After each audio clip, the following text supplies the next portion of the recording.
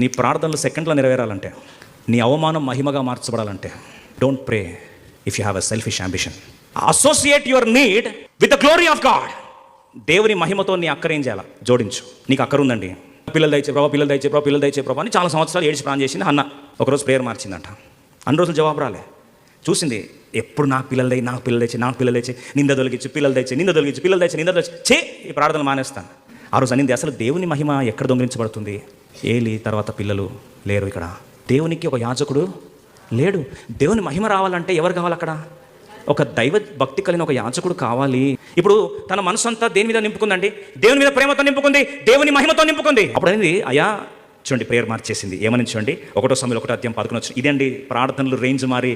అంతవరకు నో, నిమిషంలో ఎస్ అవుతుంది. నేను వానిని యెహోవానగు నీకు అప్పగింతునని మొక్కుబడి చేసుకునేను. వెంటనే అండి అప్పుడు దేవుని కృప పొందింది. స్టోరీ ఏమైంది?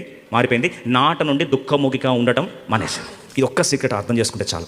అయ్యా నాకు కాదయ్యా పిల్లలు కావాల్సింది, నీకు ఒక ప్రవక్త కావాలి.